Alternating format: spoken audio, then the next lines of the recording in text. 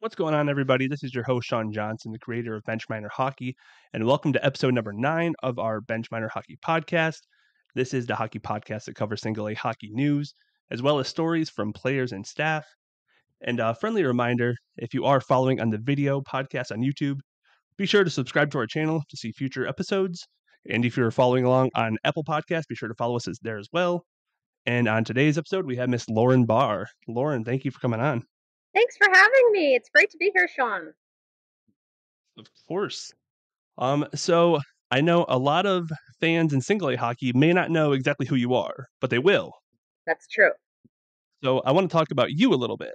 Okay, great. Let's talk about what's going on. Where are you? So right now I'm in the Toronto Pearson Airport on my way back to Edmonton. And then when I arrive in Edmonton, I'll be heading out to Tumbler Ridge, British Columbia, Canada, where I have a junior team in the GMHL and connecting with my coach and then traveling with the team to Mackenzie, BC, where I have another team and it'll be their home game on Friday tomorrow. Perfect. And what made you interested in hockey in the first place? I'm assuming you're Canadian. I am Canadian. So I'm born and raised in Edmonton, Alberta, Edmonton Oilers. So I kind of fell into hockey. I was dating a guy that had played minor pro, and he had the dream of starting a hockey team, and he started it in the WSHL. My background was hospitality and event planning. I went to a modeling agency, and we supplied models for the Grand Prix, and I did consulting for the Edmonton Indy, which was Indy car racing. I opened many nightclubs, and my specialty is opening restaurants and nightclubs. And so I had some marketing experience. He was struggling with his team and asked me to help, so I helped him. And I felt like a lot of the skills translated from hospitality to hockey, which is weird, you would think. But I mean, in essence, you're doing event planning, game day. And then when it came to recruiting players, it reminded me a lot of selling bottle service, which I was very good at. When I was managing the Empire Ballroom in Edmonton, it was the first nightclub in Edmonton to have bottle service. We modeled after Las Vegas, and our bottle service manager at the time hadn't sold a lot of bottles. They were selling like 4 a night. And when I took over bottle service, we started, like, my best night was we sold 100 bottles, but that's a lot. Like, we only had like 8 tables, let's say. I was just really good at doing it. And so player recruiting became kind of selling bottle service for me, event planning, game day. And then I just really have a love for the kids. So that was really what made it happen. I thought to myself, I love community. I love kids. I just kind of gravitated towards it.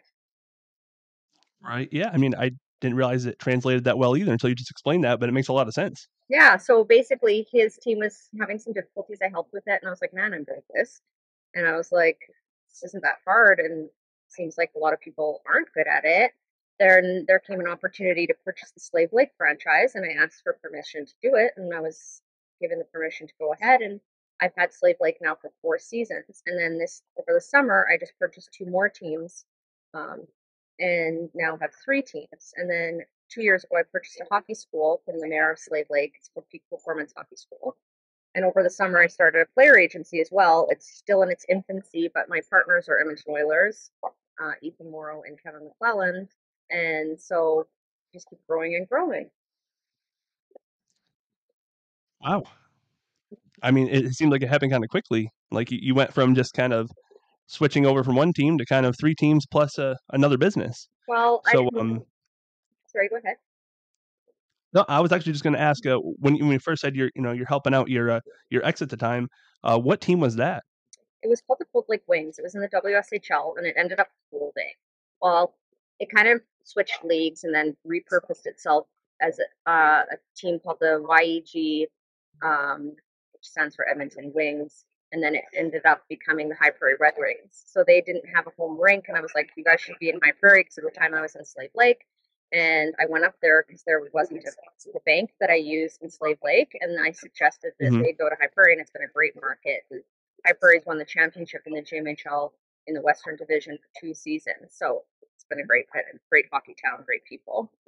So yeah, I didn't get paid when I worked for him, and I helped by getting sponsors and making sure bills were paid, because it was a difficult situation. There was a last Hmm. minute team, and I was able to bring things pretty close to flush. There's only a few outstanding bills, and I helped a lot, and I just kind of loved it. And so then when I had the opportunity to put my money towards something and do something on my own that was my own reputation and my own thing, I did Slave Lake. And then this summer, I became single and I had all this free time on my hands. I don't have kids. And I was like, oh, I'll do another team. But then it so happened that my dear friend Andre Payette, he was doing Mackenzie and we were doing Tumblr together, Tumblr Ridge, BC. He's like, let's do Mackenzie together too. Let's buy pool. And I was like, okay, let's. So we worked towards that, purchased the teams. Derek grew on September 23rd, and then unfortunately Andre Payette died on September 26th. So I found myself with these three teams without a hockey partner. And that's okay because I can handle a lot of pressure and doing things. It just was too bad because we were honestly such a good team. Like Andre and I were like yin and yang. We like Hmm. gelled and worked so well together, and he's such a great guy. It was just so nice to have a partner because I've always worked with him. But it is what it is. Right. Have you thought about bringing in another partner to kind of help you out and with some of the teams? Yeah, for sure. I'm talking to quite a few different people in the hockey world who will be taking on a partner. Okay. And you said Slave Lake was your very first team, right? So the first I season, I had a great coach. I had a full roster, and then there was kind of like a disagreement happening between my partner at the time, Derek, like my romantic partner, and the WSHL's commissioner, Ron White. So the league separated, or the teams rather, and one became the GMHL, one became the WSHL without Derek. And I found myself kind of in crossfires, but I just kept my nose clean and focused on my business. But in Mhm. doing so, my coach with my players decided to go to the WSHL. So like a week before I was supposed to start, I lost my coach and my team. And I'm not a good type of person to quit. So I've iced a team myself in a week. And that's why I learned to player recruit out of necessity. And I realized I was really good at it. So before that, I was a little bit insecure because I don't have a hockey background. But I realized it's not about hockey, it's about the program. I'm not selling my experience on hockey, I'm excelling my program and my integrity. And those things are valid because we run the best program in the GMHL West, and I always tell the truth. Mhm. So it's been a good fit because all I'm doing is just doing what we said we were going to do. Absolutely. And let me just say it, those Slave Lake Ice Dogs, that logo and those colors and those uniforms, they are slick. I love that. Well, thank you. My best friend Natalia Lindberg made the logo. She's from Montreal, and we use Lee Umansky from Wingman Sports for our design for our gear and ordering, and they do a really great job. Every year we get new jerseys. The boys get to keep their jerseys, and every year it's kind of fun to come up with a new design with Lee. Right. Absolutely. And I just got to ask this as well before we get into some other stuff, but what kind of made you want to expand in the junior leagues? Like I know you said you had one team, what you got an opportunity to go to two, you got another opportunity to go to three. Why did you expand in the first place? Just Well, like I said, I like a challenge. I had time on my hands that was idle, and Slave Lake was smooth, and I didn't have any what I felt like challenges there. The BC market is a good market because in northern BC, there's not a lot going on, so the fans are very loyal. I noticed that with Mackenzie from last season; they had the best fans, and I wanted to improve revenue. In Slave Lake, we don't get a lot of fans, and not for lack of trying. And so in BC, it seems like a better business model. So I Mhm. wanted to expand in that realm, and that's why I'm looking to now expand into minor pro because I want to be able to have business right from minor hockey all the way through to professional, and it's going to keep growing. So my business now is called Total Hockey.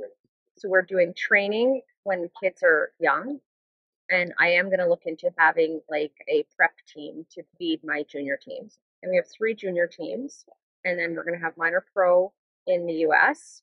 with this Mhm. new league, and then we're also starting to take over a Swedish team um, in the minor pro. So we can send players from our own teams to U.S. minor pro or to Europe. And then once that's smooth, my intention is to purchase into Hockey Canada to a Tier 2 Junior A, which has more credibility, and Mhm. then continue growing and growing and growing. Perfect. Yeah, and that's kind of interesting that you were just talking about that because that leads me to my next point.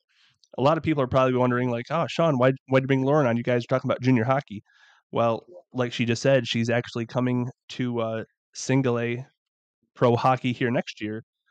In case you guys haven't heard, Nick Russo is coming out with his own league, the Southern Atlantic Professional Hockey League, and you are going to become an owner for one of those teams. Yeah, so I'm really excited about Let me ask you that. this: I know that the teams aren't set in stone, so do you know like what team you're taking over or Yeah, so any information yet? it's not gonna be a taking over team. It's gonna be starting a new franchise in a new city. The lease has been Okay. secured, but I can't tell you the city name yet because paperwork hasn't been done, and I've learned over the years not to shoot my mouth off. So I Right. can tell you it'll be in that footprint.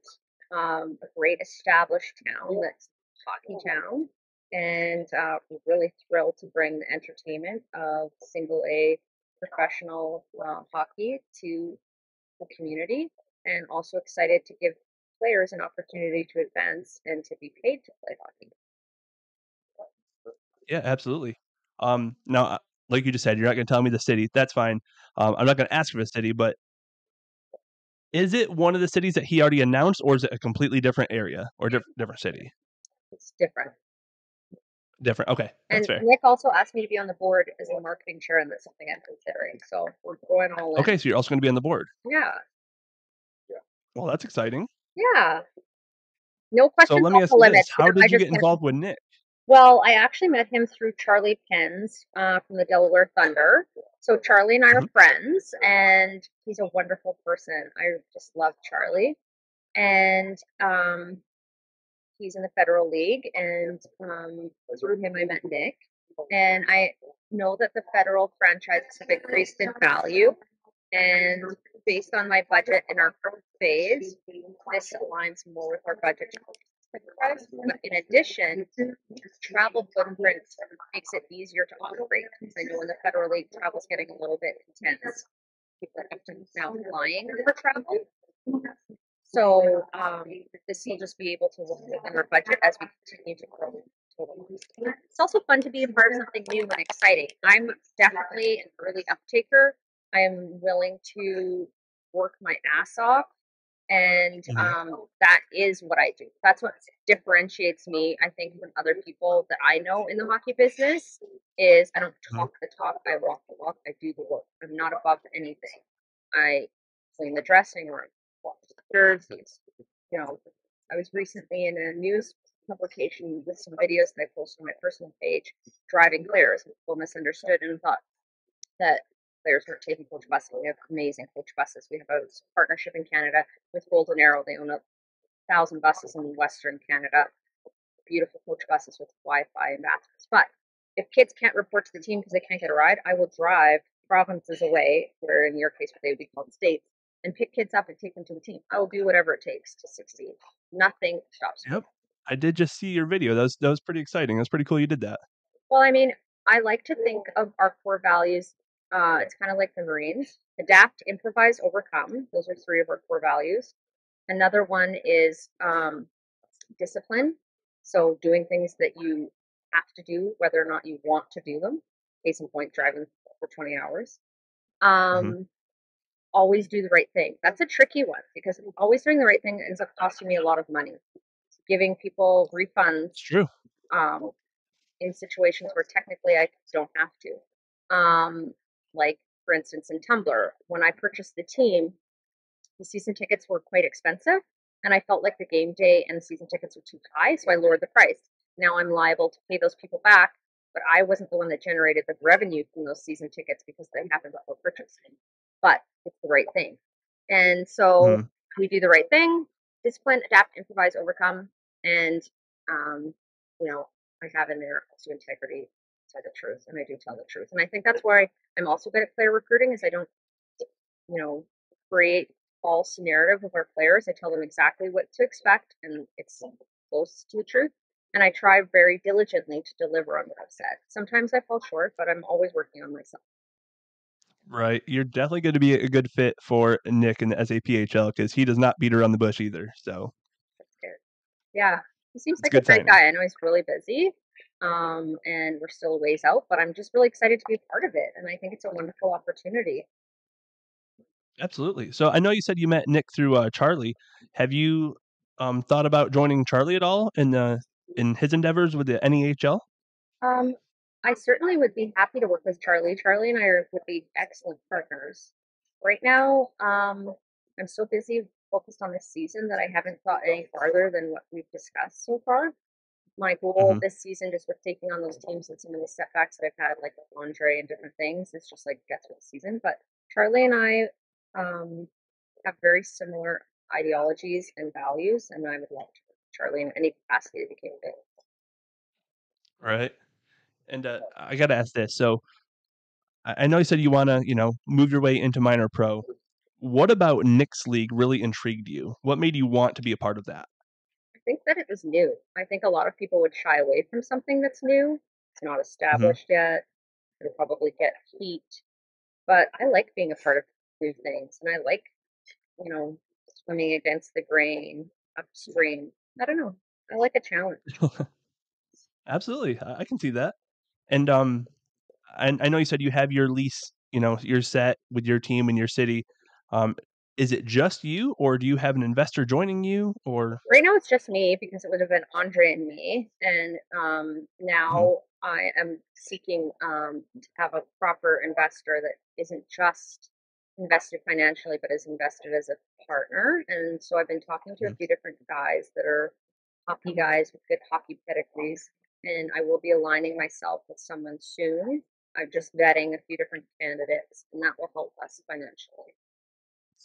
Absolutely. I've been in contact with Nick. I Since we've released the news about this new league, I've had a lot of people contact me, and they are interested in becoming investors, players, you name it. So we have some names. I'm going to forward them over to you and over to Nick, and hopefully, you guys can make some magic happen. Okay, that's wonderful. Yeah, I mean, everybody loves hockey, and it's a wonderful sport. It brings people together. At Andre's celebration of life the other day, it was so beautiful. His dad played for the Ottawa Senators in the NHL. Andre played in the NHL, and all these old hockey guys were there being loyal to their friends. And the guys Andre's age were there being loyal to their friends. I love that about I love the glue of hockey, the relationships. The guys, some of these ex alumni NHL guys, beside their hockey's a close knit family. We look out for them. Hmm. And sometimes I haven't had that experience. I've had some guys, come at me or cutthroat.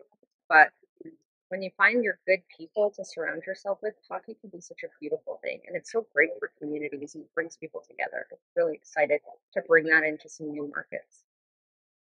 Absolutely. Hockey is such a small world, but it's like so wide at the same time. Totally.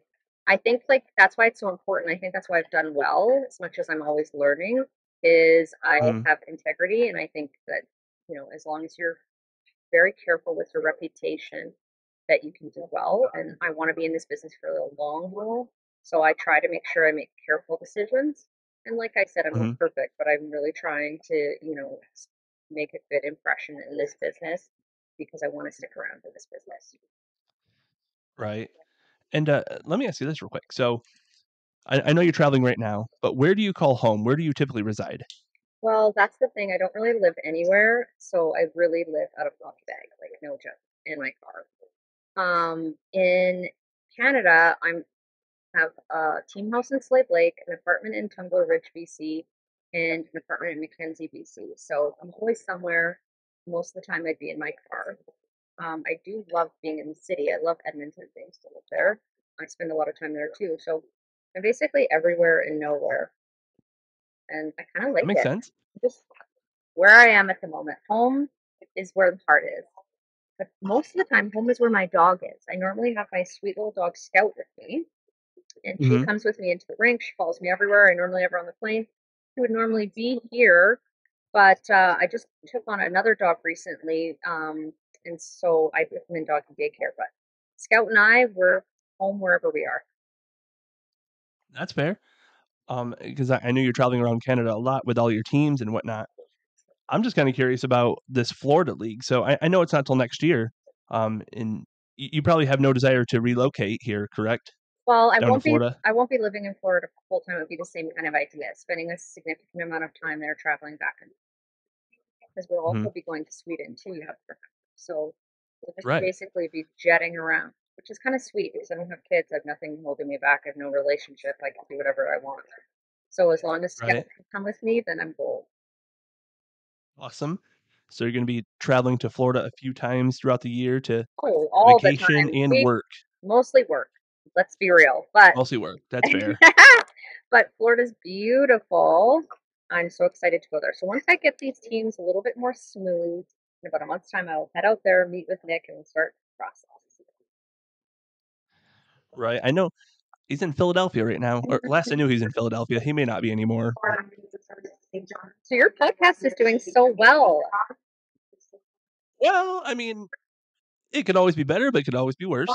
We started off pretty strong, but we'll get there. You're doing great, and I love your Facebook page and all the updates. It's so cool to learn things, about insider information. It's great. You're doing a wonderful job. It's such a service to this sport and to this league. Well, thank you so much. I put a lot of effort into it. I can see that. Um, right now it's just me. I do have some news here soon. Help Mm, is on the way, guys. Help is on the way. that's great. But that's all I'm going to say for now. I don't want to say who's joining the team, but a big shout out to my friend Nick Moulton.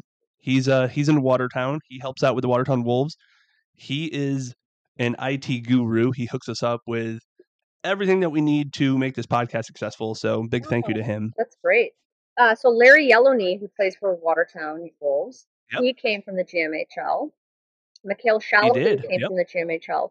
And I've been sending quite a few player leads to the Hat Tricks and to the Thunder. We've got some good players, so I'm excited to be feeder to my own team, but also to the Federal League. Larry's done really well. Mikhail was doing really well too, but he had a son, so he came back to Canada to be a great dad.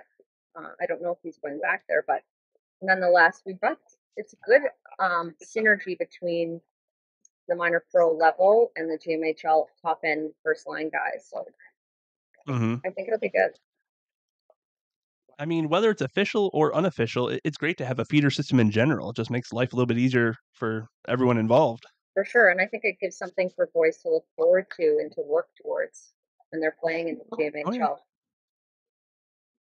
couldn't agree more. And I'm glad you got those guys up and playing in the Fed, and hopefully the coaches at the Fed do their job and get them to the next level, up to the SP or the East Coast, whatever the case may be. 100%. And Larry actually had a tryout in the East Coast League, but there were so many NHL guys that had already been signed. There wouldn't have been room. But yeah, there's lots of movement. I mean, we all want everyone to keep advancing, and that's great. We all, are here for the sport and for the players. Right? Absolutely. Um, what was I going to tell you? Oh, as far as your Florida team goes, um, I know you said you're going to be traveling here, there. You got to go to Sweden, you got to go to Florida, back to Canada. Once things are set in stone and the league is underway next year, and teams start play, are you going to have like a manager here full time to Oh, kind of 100%. run the So team, I'll or? come out there for like a month and get things rolling. We'll have a head Mhm. coach, we'll have a GM, we'll have full support staff, making sure that we execute on a very high level and deliver a wonderful product. And as well, send kids from our programs here in Canada out there. But there will be full time staff there that will be residing and taking up residence and creating relationships and lives. And I certainly will be Mhm. there a lot.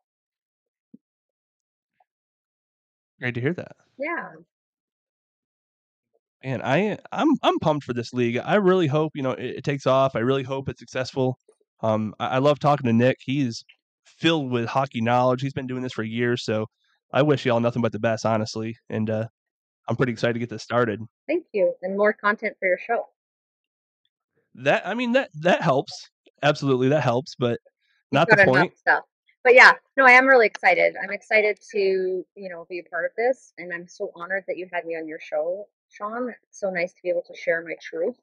And you asked wonderful questions. I'm happy to answer any questions. Certainly, we'll put out a press release to that city soon. And Absolutely. I think this is the start of a beautiful relationship where we can share information, and I'm an orphan book.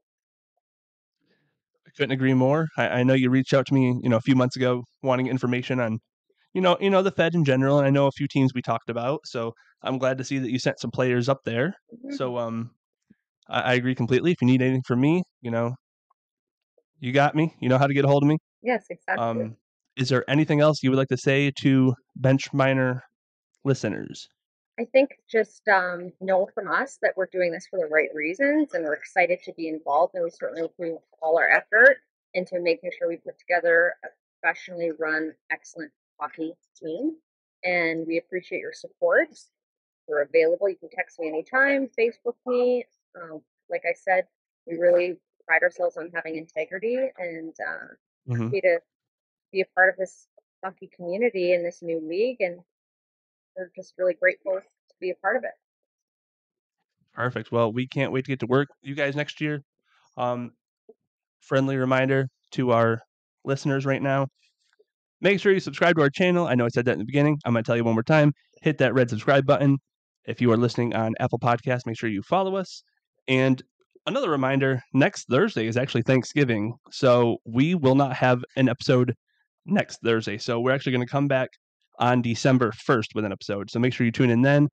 Lauren, again, thank you so much for coming on the show. Really appreciate it. Thank you so much.